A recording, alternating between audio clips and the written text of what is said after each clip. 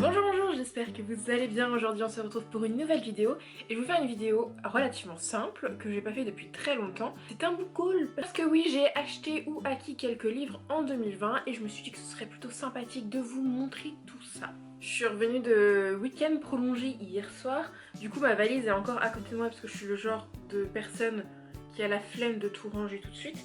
Et du coup ça c'est un peu instable au niveau de où j'ai posé mes livres sur cette valise déjà instable de base. Du coup peut-être qu'on va entendre un boom dans la vidéo, mais je ne l'espère pas. J'ai même pas compté combien de livres je vais vous présenter, vous verrez bien, il y en a peut-être un peu plus de 10 je pense, peut-être, je ne sais pas. Donc il y a du service presse qui est assez rare chez moi, il y a de la BD qui est encore plus rare chez moi, il y a de l'achat neuf, de l'achat d'occasion et un échange de livres.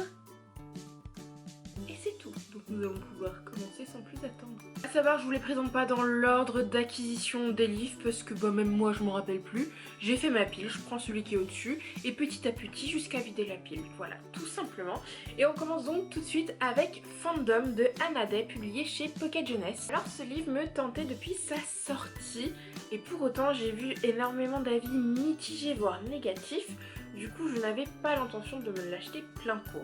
Cependant, comme vous avez pu le voir dans ma vidéo de la semaine dernière où je présente ma lecture de La fille sans passé, que je n'ai malheureusement pas aimé et que Anaïs de Jabber the Reader avait adoré, et du coup je lui ai proposé qu'on fasse un échange. Je savais qu'elle avait des livres qu'elle vendait sur son Vinted, alors au départ j'aurais aimé avoir l'arrache-mot mais il était déjà vendu, du coup je lui ai demandé ce qui lui restait et elle m'a dit que Fandom en faisait partie et clairement comme je vous le disais je l'aurais jamais acheté plein pot, et là du coup que ce soit un échange de livres je trouve ça plutôt sympathique pour le découvrir.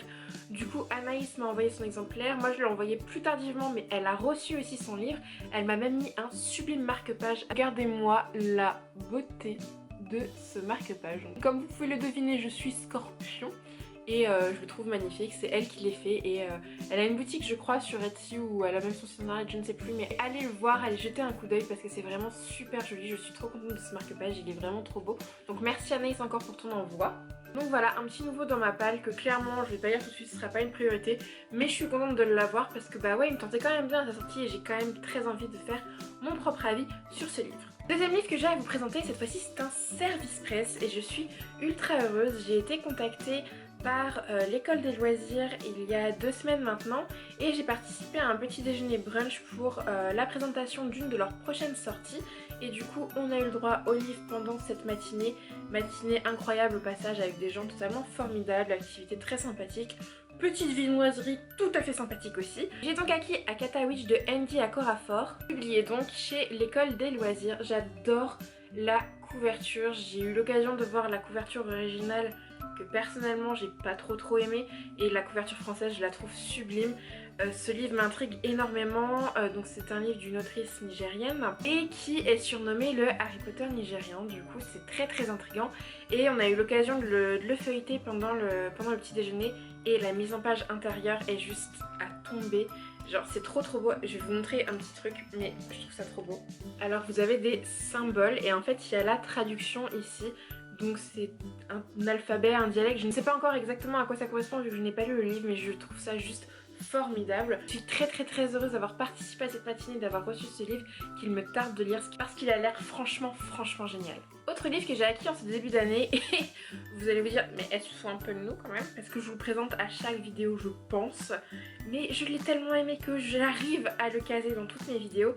C'est donc le tome 3 des Chroniques lunaires Cress en poche de Marissa Meyer, publié chez Pocket Jeunesse. J'ai balancé toutes les infos métadonnées dans le désordre, c'est pas grave. Comme vous l'avez compris dans mon update lecture, dans mes 10 livres à lire en 2020, bah il me fallait absolument la suite des Chroniques lunaires et je les acquiers dès qu'ils sortent.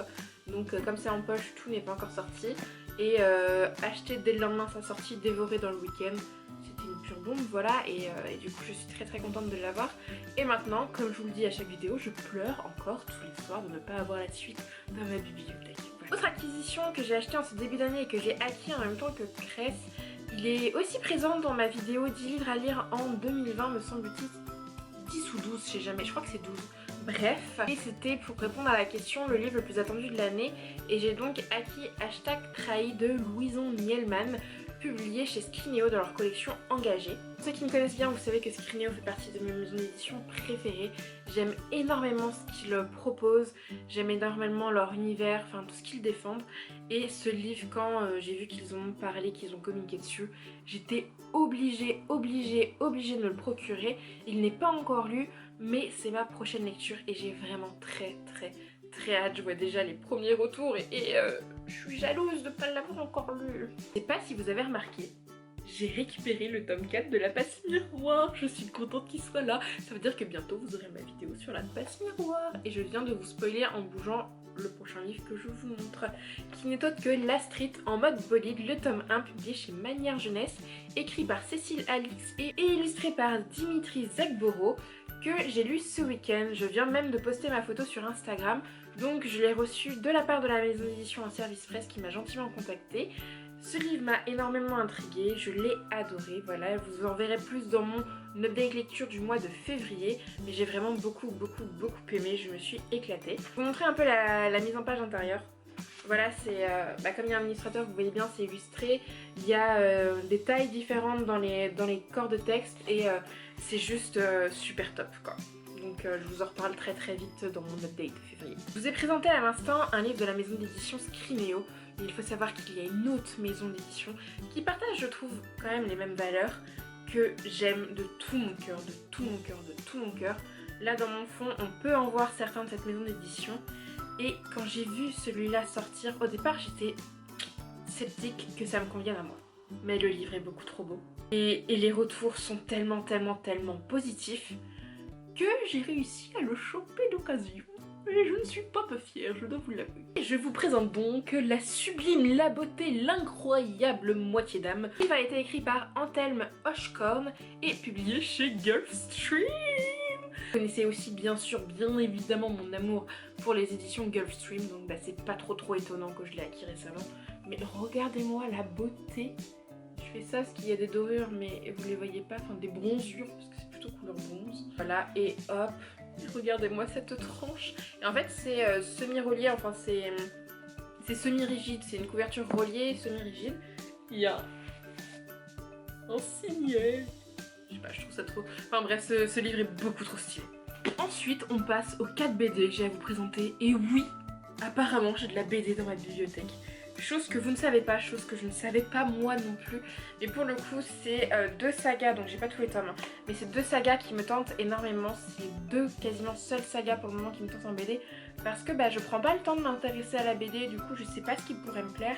Et en fait moi je me fais souvent avoir déjà tout ce qui est lecture graphique. J'en lis très peu, j'ai un peu de mal parfois à ce qu'on m'impose un visuel. Et c'est vrai que je me fais souvent avoir dans les BD, je trouve certaines couvertures totalement magnifiques. Et le style graphique interne ne me plaît pas souvent. Et là pour le coup j'adore le style graphique.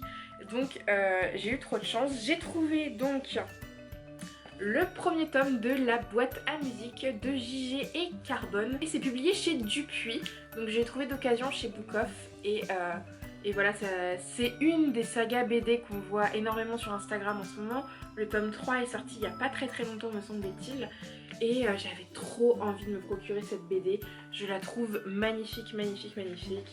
Les planches sont sublissimes. Donc il n'y avait que le tome 1 en occasion, mais je me suis jetée dessus, mais vous pouvez pas savoir à quel point. Et ce qui est marrant, c'est que j'étais avec une amie à Book Off, une autre nous a rejoint après d'ailleurs. Et je me dis, ce qui serait trop bien, c'est qu'il y ait des tomes de cette saga là, en plus de cette saga. Et cette saga là, c'est quoi? C'est les carnets de cerises. Donc écrit et illustré par Joris Chamblin et Aurélie Néré et publié dans la collection Métamorphose chez Soleil. Alors en fait, donc là il y a les tomes 3 et 4 que j'ai trouvé en même temps que la boîte à musique. Donc là ma pote elle m'a regardé, enfin j'étais un peu une enfant dans le Book Off, je dois vous avouer. Mais je n'ai pas le 1 et le 2, enfin si maintenant j'ai le 1. Je vous l'ai montré, mais en fait je l'ai acquis ce week-end, donc 10 jours après. Mais je me suis dit que des BD en occasion, surtout les carnets de cerises qui sont très prisés, l'occasion ne se présentera pas deux fois. Du coup je les ai prises, donc c'est ouais, le tome 3 et 4.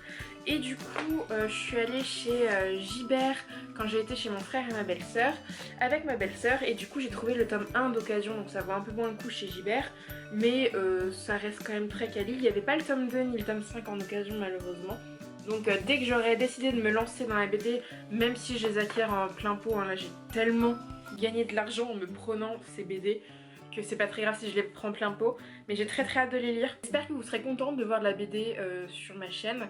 C'est vrai que pour ceux qui savent, donc je fais des études dans l'édition. Si j'ai des genres de prédilection, même si je préfère le texte noir, je trouve ça dommage de me mettre des barrières et de ne pas lire de lecture graphique, et du coup ça m'intrigue énormément, et du coup là j'ai un petit peu de quoi faire, donc je suis trop contente. Il me reste 3 livres à vous présenter. Ces 3 livres qui m'ont été offerts par des copines. C'est des livres d'auteurs et d'autrices que j'aime tout particulièrement. Si vous avez vu ma vidéo sur le meilleur du meilleur du meilleur du meilleur de l'année 2019, vous savez que mon plus gros coup de cœur ça a été Un si petit oiseau de Marie Pavlenko, qui est publié chez Flammarion. Et du coup j'ai bien envie de découvrir ses autres livres. Du coup, qu'est-ce qu'on a ici?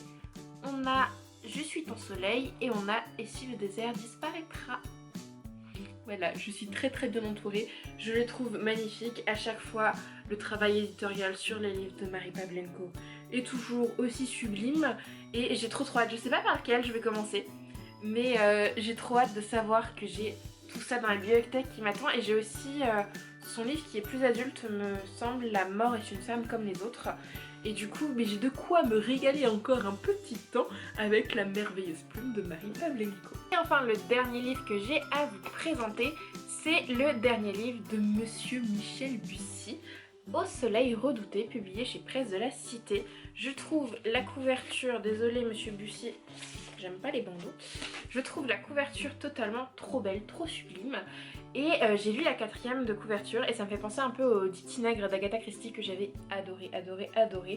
Et je pense que c'est voulu qu'il y ait cette référence, enfin j'ai hâte de le lire, hein, mais je pense que la référence à Dit Tinègre est entièrement voulue vu comment est écrit la 4e de couverture. Et du coup j'ai très hâte. Ça fait longtemps que j'ai lu un Michel Bussy, en fait j'en ai plein.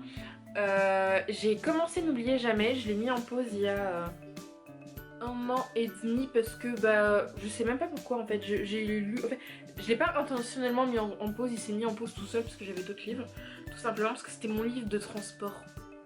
Et entre temps j'ai changé, je sais pas pourquoi, bref. Et sinon j'en ai plein qui m'attendent, mais c'est vrai que c'est une plume que j'aime tout particulièrement. Un de mes grands coups de cœur intersidéraux reste Un avion sans ailes de cet auteur que j'aime toujours autant de tout mon cœur. J'en ai eu plusieurs que j'ai un peu moins aimés, mais il me tarde de me replonger dans un livre de sa plume, puisque en plus ça fait longtemps que j'ai pas lu de policier, donc ça me ferait pas de mal de me replonger dans un. Est-ce que je continuerai N'oubliez jamais? J'étais pas dans le mood à ce moment-là, donc j'irai peut-être. Mais celui-là, là, vu la référence au Dit Tinègre, il m'intrigue vraiment beaucoup. Ce trouve ce sera lui, mon prochain Bussy.